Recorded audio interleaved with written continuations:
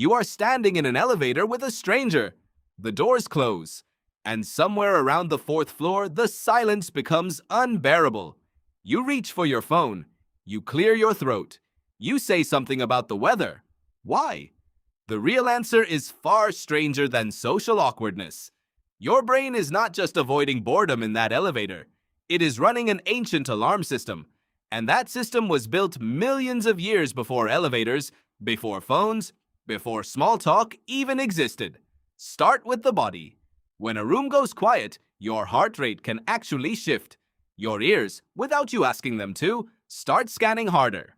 Silence is not the absence of information. To your nervous system, it is a gap where information should be. And gaps like that used to mean something specific to your ancestors.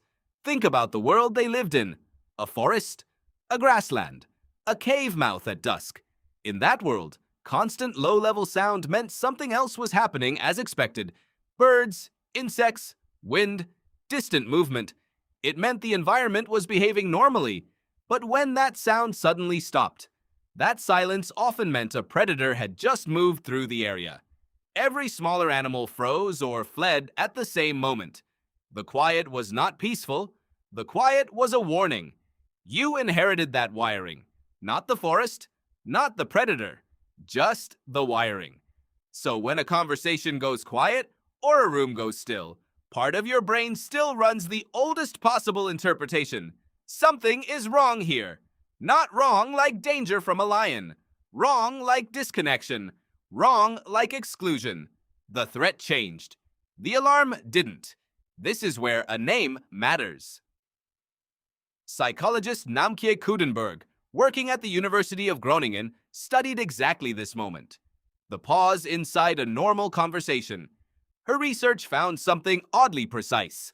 A silence in a conversation only has to last about 4 seconds before people start rating the interaction as awkward and start doubting whether they belong in the group they're talking to. 4 seconds. That's it. Not 30. Not 10. 4.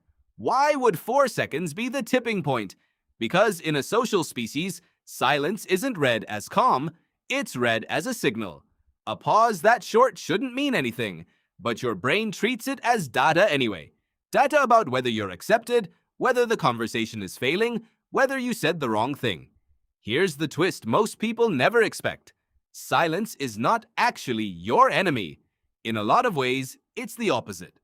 In 2013, a researcher named Imke Kirsta, working out of Duke University, ran a study that had nothing to do with conversation at all.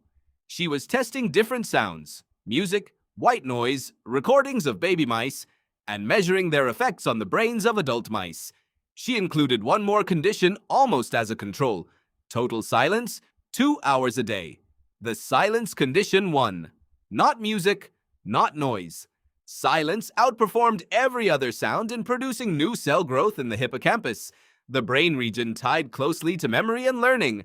The quiet